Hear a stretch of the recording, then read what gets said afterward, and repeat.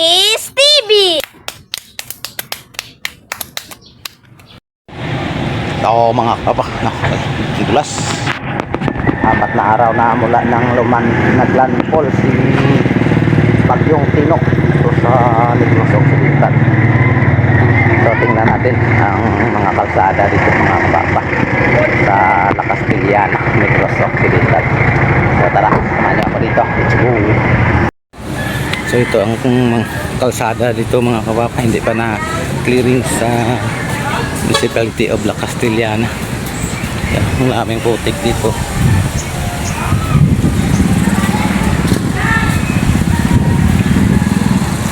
Mga putik ang pumasok sa dito sa lungsod ng La Castillana. Hindi pa ito na script dahil sa sobrang busy ngayon ang lungsod ng La Castillana. Hindi pa nila na-script ang mga buhangin dito. Yan, hanggang doon buong lungsod hanggang pa market.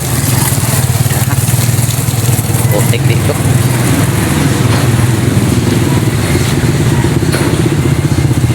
Yung mga madulas ang dito, ang kalsada o yung dinadaanan ng tao.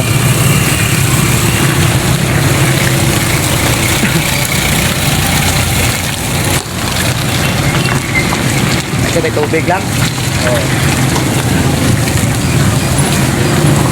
Lahat ng establishment rito pinasok ng putik.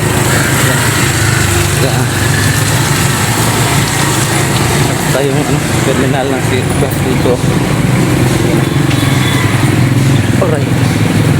Punong-puno ng putik.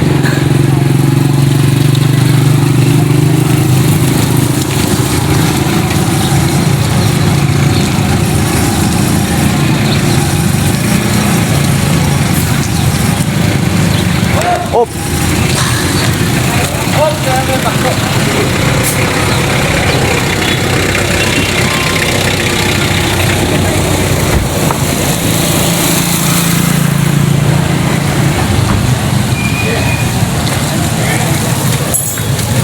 Buwal mga puno dito mga kawa.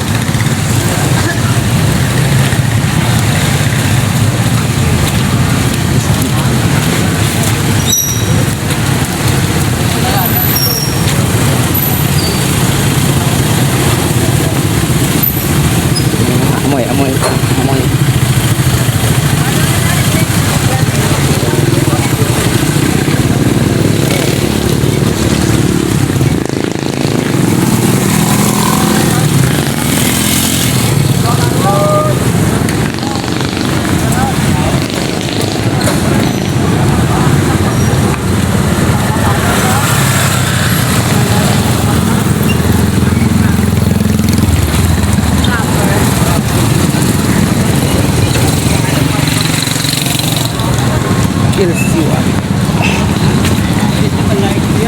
Grabe, putik dito.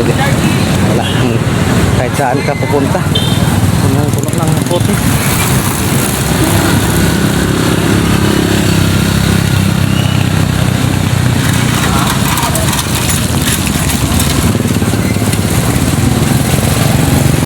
At saka mga kapapa, dito sa ating likuran ngayon, pila-pila ito ng mga dito ATM.